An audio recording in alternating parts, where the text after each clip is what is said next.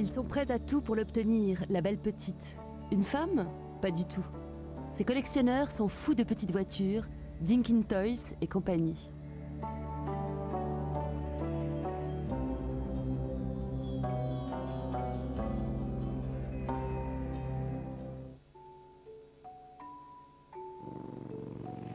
Je reconnaissais les voitures dans la rue à l'âge de 5 ans. Mais les voitures miniatures, j'ai commencé à les collectionner quand j'ai arrêté de les casser, ça devait être autour de 10 ans.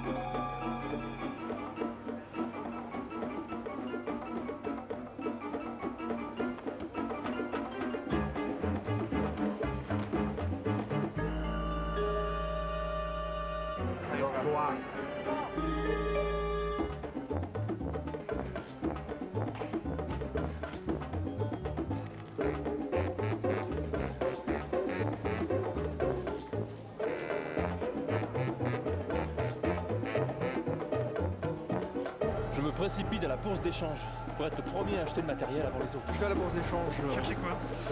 Je ne sais pas encore, ça peut être tout et n'importe quoi. Il y en a plein devant, ça va être dur, hein.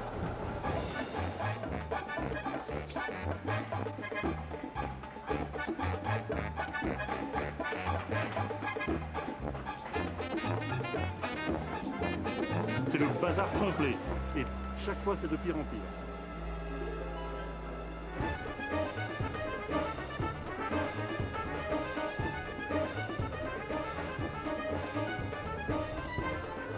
Dans toute l'Europe, chaque week-end, mobile miniature. Une foule de passionnés envahit les bourses d'échange. Des petites voitures de toutes les marques, de toutes les époques, sortent de leurs boîtes. On négocie, l'argent circule, la fièvre monte. Pourquoi un tel engouement? S'agit-il d'une mode ou d'un véritable phénomène de société?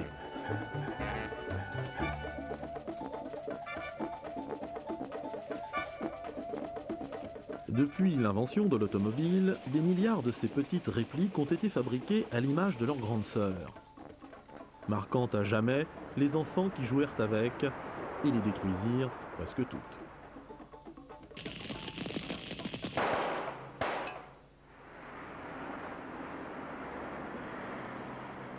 Les enfants sont devenus adultes, mais quelques-uns conservent intacte leur première passion.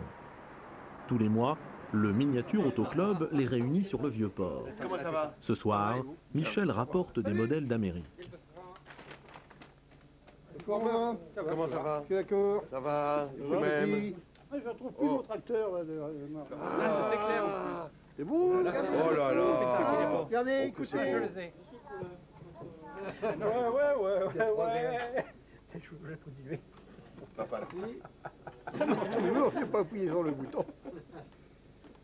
La voiture que je vais rechercher, c'est une voiture imaginaire. C'est en fait, mes parents m'ont toujours raconté que quand j'étais tout petit, le premier mot que j'ai pu dire, c'était je veux la petite auto bleue. Et il paraît que mon père a fait demi-tour sur place pour trouver dans le premier magasin de jouets et voir la première voiture bleue qu'il trouvait et me l'offrir. Je ne sais pas quelle est cette voiture. Moi, j'ai perdu mon père il y a déjà pratiquement plus de 2 ans. Et ma mère ne se rappelle pas de ce modèle. Et moi, j'étais trop petit pour en avoir un souvenir. Vous l'avez ou vous l'avez pas? Oui, je crois que je l'ai. Oui. J'en ai une crème, en crème blanche. Ça doit être celle-là à peu près. Il dit 1000 francs pour une tout petite variante, ça vaut peut-être pas le coup. C'est pas cher. Une collection, c'est un numéro. Il vous manque un numéro sur un catalogue. Et lui, il lui manque la couleur ivoire ou blanc, blanc-ivoire. Il lui manque pas un modèle. Il lui manque une référence. Moi, je cherche le modèle, pas le numéro. Non, parce qu'il n'y a pas de catalogue où je peux parer les objets que je possède. Le lot, je vous le fais à la provençale? Oui. C'est bon, il y a 2 Roger et le lot pour 3. J'aimerais avoir les moyens de m'acheter la voiture, la fameuse automobile, la limousine de chez Jep. Ah oui. Qui rêve, on a le droit de rêver, hein. Et vous savez que tout collectionneur a un rêve. Il en faut là, hein. Il en faut. Une collection, en fait, part d'un rêve. Attention, hein. C'est-à-dire, ces voitures-là, on ne les collectionne pas, on ne les amasse pas, si on n'en rêve pas.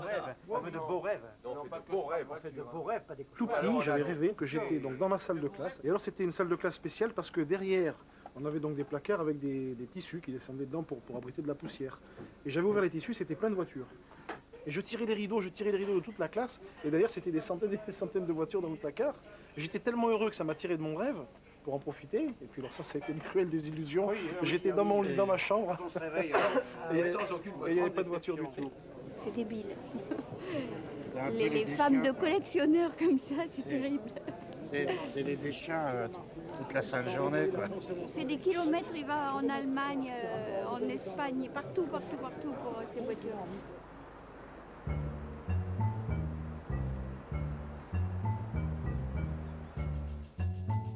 En 1955, Joseph revient du salon de l'automobile de Paris avec une miniature pour son fils. L'enfant ignore le jouet. Joseph, lui, en tombe amoureux. Je collectionne tout ce qui est au 43e, quelle que soit la marque, ça m'est égal, tout ce qui est au 43e. Je dois avoir 8000 et quelques pièces. J'aime l'ordre. J'aime que les choses soient bien rangées avec leurs références pour pouvoir les retrouver. C'est un camion porte-auto. Bon, elles sont peut-être rangées ailleurs.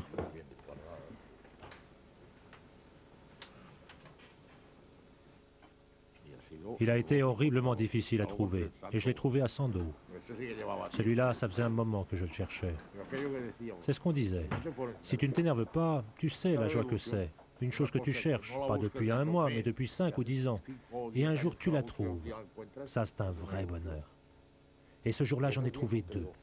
Quel hasard. Je n'en avais jamais trouvé avant, et ce jour-là, j'en ai trouvé un 2e, avec sa boîte lui aussi. Quel hasard. De toutes ces miniatures, amassées par Joseph, les plus anciennes, les Penny Toys, sont comme lui, nées au début du siècle. C'est la tenue du monsieur de l'époque, et puis c'est la voiture qu'il voyait. Alors bien sûr, les roues sont même pas droites, etc. Mais regardez, quand ça roule, c'est beau. Ça correspond à ce qu'on avait dans les rues. Voilà. Quand on allait à l'école. Exact. Enfin, ça c'est quand même plus ancien que vous, quand même. Je parle de moi. Vous vieillissez. Non, là. ça, celui-là. Ah, celui-là, oui, ça c'est absolument, oui. Oui, Les Penny Toys. Petits jouets lithographiés et ciselés dans de vieilles tôles doivent leur nom aux camelots qui les vendaient 1 penny aux enfants de la belle époque. Cousins pauvres des jouets en tôle de grande taille, réservés à la bourgeoisie, ils précèdent les miniatures modernes.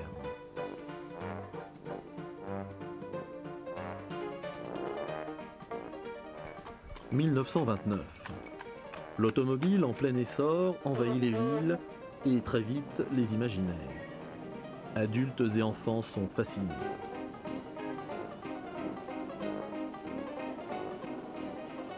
Un industriel, Ferdinand de Vazeille, comprend le premier qu'il y a un vrai marché pour les automobiles miniatures.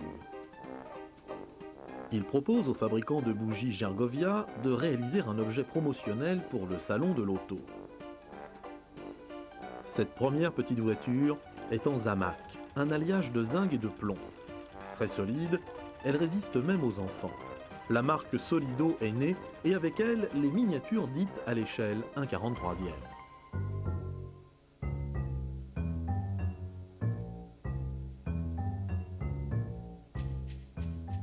Pour nous en parler, Jean-Michel Roulet, haut fonctionnaire, collectionneur averti et auteur de plusieurs ouvrages sur les Dinky Toys. Le 43e est apparu comme jouet de grande diffusion à l'époque de la crise, en 1929. Pourquoi? Tout simplement parce que la crise ne permettait plus à beaucoup de gens d'acheter des jouets aussi chers que les trains électriques ou mécaniques.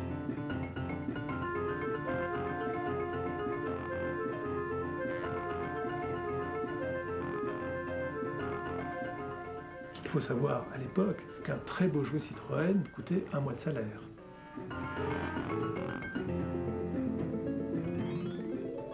La célèbre marque Meccano de Frank Hornby est installée à Liverpool, en Angleterre.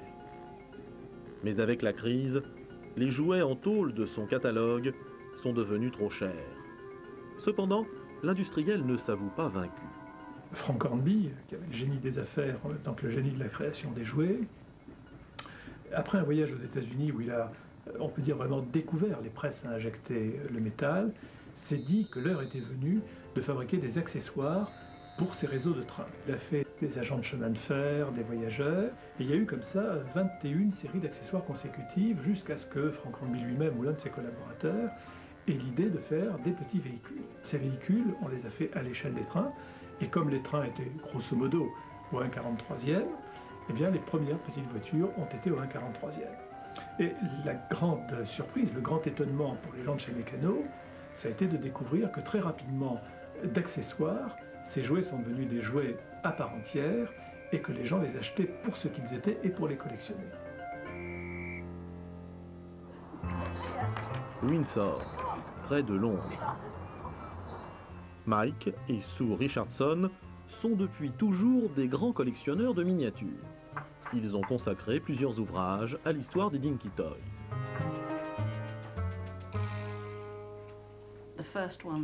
Les premières petites voitures furent produites sous l'appellation Model Miniatures, ce qui n'était pas un nom très accrocheur. L'année suivante, ils décidèrent que ce nom n'était vraiment pas assez original. Et l'une des jeunes protégées de Frank Hornby prit l'une d'elles et s'exclama « Qu'elles sont jolies !» Dinky en anglais. C'est ainsi qu'elles furent appelées Dinky Toys. La première série, la numéro 22, reproduisait 6 modèles. Qu'elles soient fabriquées à Liverpool ou à Bobigny, en région parisienne, où Meccano ouvre en 1933 une seconde usine, ces miniatures ont un immense succès. Dinky Toys devient la marque de référence.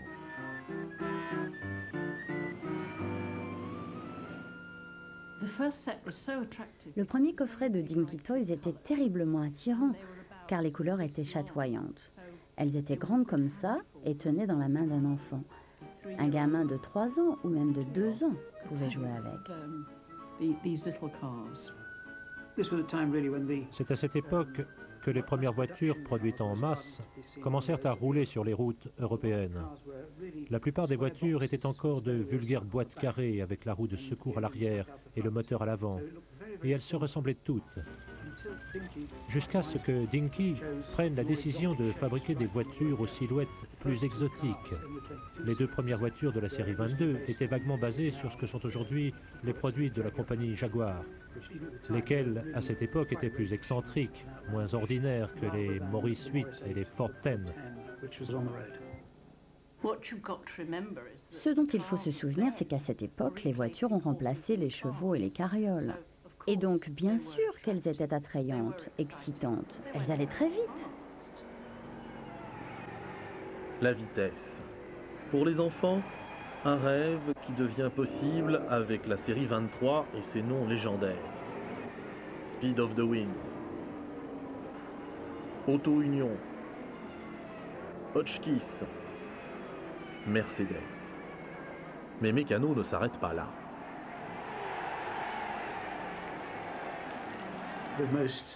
Les modèles Dinky Toys d'avant-guerre les plus attrayants sont sans aucun doute ceux de la série 24 ou 36. Elle s'appelait Tom Sedan, Sportsman Saloon, Sportsman Coupé. Les couleurs utilisées sur ces modèles d'avant-guerre étaient dans des tons pastels. Ils étaient quasiment toujours de 2 tons, avec des mélanges de lilas, de bleu, d'orange, de vert, de jaune. Ils étaient très attirants. Ce devait être merveilleux de les voir neufs dans leur boîte d'origine. La qualité de fabrication est remarquable. Grâce aux AMAC, les voitures ne se cabossent plus. Les premières finitions apparaissent. Avant-guerre, sur beaucoup de modèles, les accessoires sont argentés. J'ai bien argenté, pas chromé, c'est-à-dire c'est de l'argent, c'est du métal précieux. C'est pour ça qu'aujourd'hui, quand on voit une calandre noire sur une Rolls-Royce Dinky Toys avant-guerre, ce n'est pas parce que le chrome, entre guillemets, est parti, c'est parce que l'argent est oxydé, et si on prend un peu de produit argent, on arrive à la ramener argent brillant.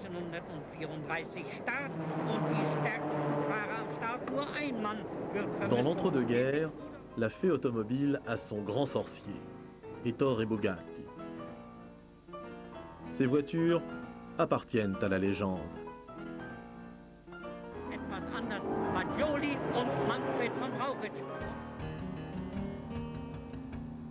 Le MBA, Miniature Bugatti Association, club très confidentiel fondé aux États-Unis, regroupe des collectionneurs du monde entier.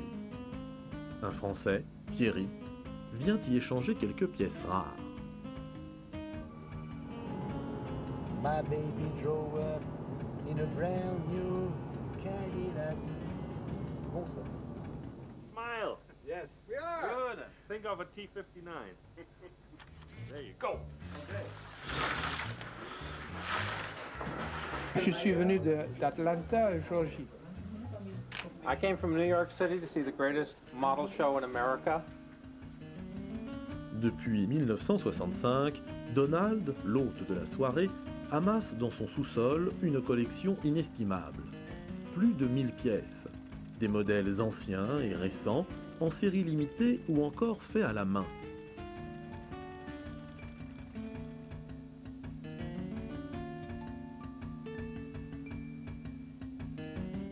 Here is your car. Pour remercier Donald de son invitation, les membres du club ont réuni 10 000 francs pour lui offrir un modèle unique.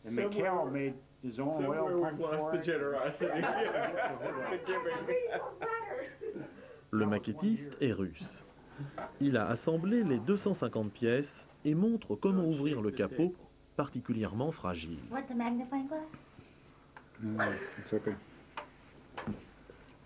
Oh my God. All right. Yeah. C'est remarquable. Il y a les fils, les bougies, il y a tout. Hein, la courroie, là, c'est une vraie courroie en cuir avec une petite boucle. Toutes les pièces sont rapportées, c'est du très grand art. Hein. Très beau. Le problème, c'est qu'après, une fois qu'on a enlevé le capot, pour le remettre...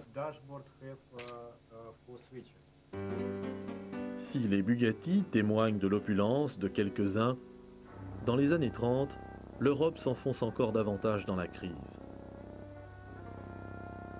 Dinky Toys cherche une nouvelle source de revenus. Alors, arrive la publicité. Ils ont vraiment commencé dès les années 30 à mettre de la publicité sur le côté des camionnettes Dinky. Cette série de petites camionnettes anglaises, ornées d'une quarantaine de publicités, c'est la série 28, une légende pour les collectionneurs. Dinky ne payait pas pour la publicité. La société, qui avait son nom sur le côté, payait pour cette publicité. Et c'est ainsi que vous aviez des choses étranges comme Swan Pen, dont personne n'avait jamais entendu parler, ou même le journal Manchester Guardian, et ainsi de suite.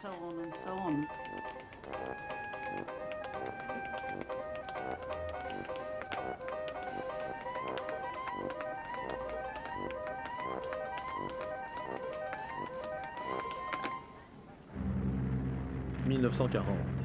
Les nazis envahissent l'Europe et bombardent Londres. Il n'est plus question de jeu.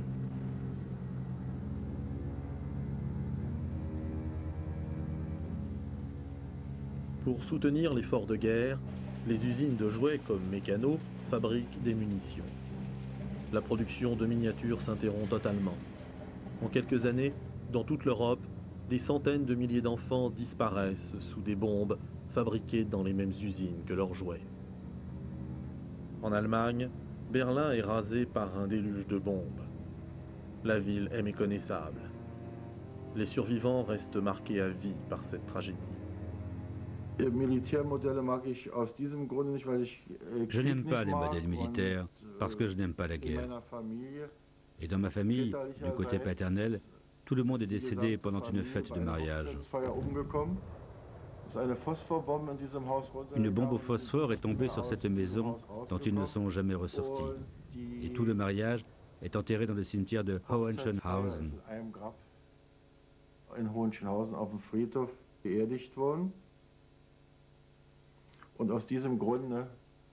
Et c'est pour cette raison que je maudis la guerre. Je suis contre le militaire. Et ce modèle, je ne le garde que pour compléter ma série All Time.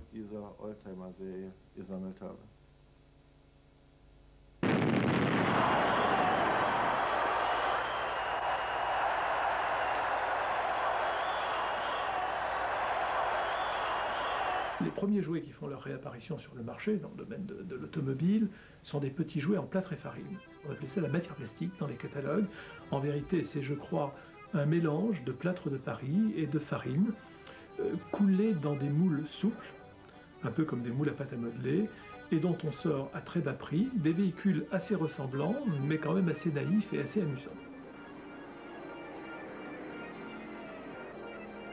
Lorsque le métal redevient disponible au compte-gouttes, on voit réapparaître des jouets en métal. Et la première vraie nouveauté de Dinky Toys après la guerre, c'est la Jeep. C'est la Jeep des GI et des Libérateurs. Et la production reprend très lentement. On reprend les moules d'avant-guerre qui ont pu être stockés et sauvés, et on ressort, un peu partout dans le monde, les modèles d'avant-guerre. On les ressort dans une version simplifiée, et que l'on pourrait qualifier d'un peu tristounette. Alors d'abord, il n'y a pas beaucoup de couleurs, il n'y a pas beaucoup de peintures vives, et les peintures vives disponibles ne vont pas forcément chez les marchands de jouets.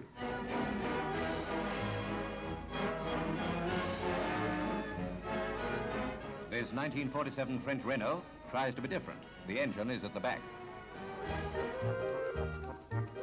Vous savez sans doute que la première 4 chevaux Renault fabriquée par la Régie nationale des usines Renault était peinte en jaune, ce qui lui valait d'être appelée la mode de beurre. Mais peu de gens savent peut-être que cette peinture jaune, c'est en fait la peinture d'Africa Corps, qui avait été retrouvée et qui avait été livrée à la France à titre de dommage de guerre. Et il faut attendre quasiment 48 ou 49 pour voir apparaître à nouveau des couleurs vives, rouge, jaune, vert, celles qui se vendent si bien et qui plaisent tant aux enfants. Je pense qu'après la guerre, les gens étaient très contents de retrouver leurs enfants. Dès que les jouets réapparurent dans les magasins, ils ont pu à nouveau les gâter avec des petites voitures.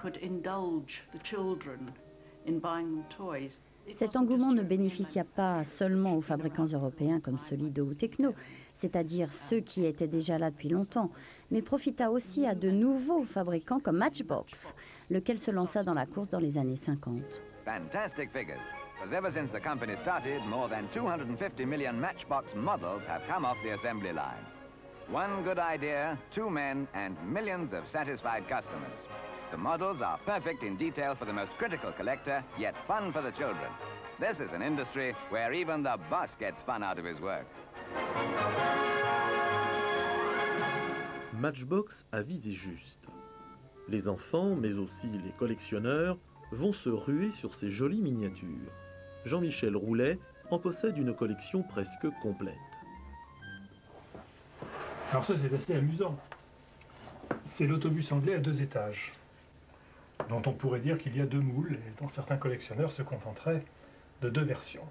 Là, ce que l'on a ici, c'est un exemple de collection à la manière philatélique et britannique, c'est-à-dire je me suis efforcé d'avoir toutes les versions dans toutes les couleurs possibles.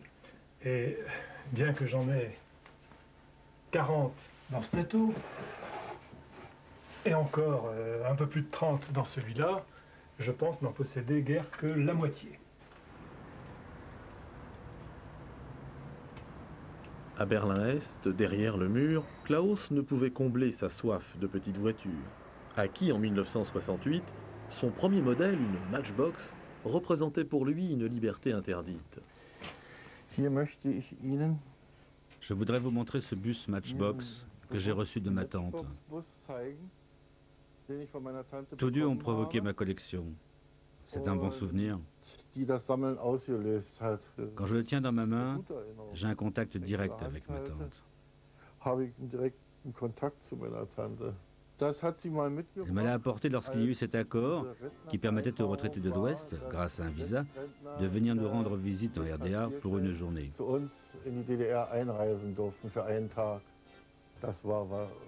C'était d'abord très difficile parce que nous ne pouvions acheter ces modèles qu'avec l'argent de l'Ouest, dans les intershops, et nous n'avions pas le droit d'avoir de l'argent de l'Ouest. Quand il s'agissait d'acheter un modèle en RDA, c'était vraiment du registre de la conquête.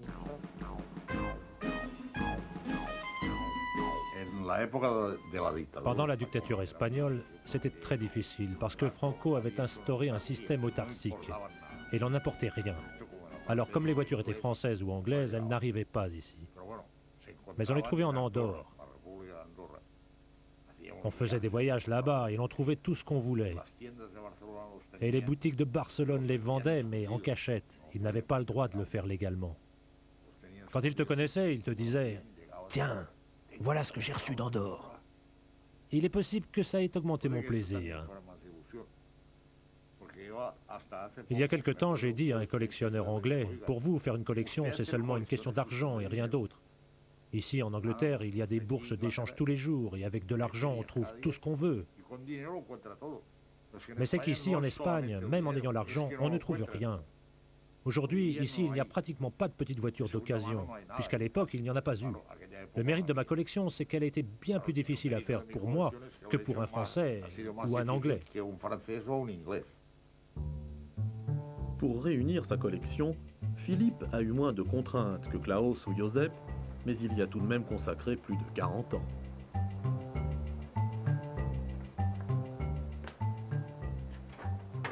Au départ, c'est ma femme qui m'a acheté ma première voiture. Parce que moi, j'aurais bien aimé collectionner. Mais il y a 50 ans, les gens rigolaient. La première voiture, en 1938, une traction avant, un pharmacien de Troyes, parce que je suis né à Troyes. Voilà, c'était sa première voiture. Et ma mère s'est tuée un an après en voiture. C'est des choses qui arrivent.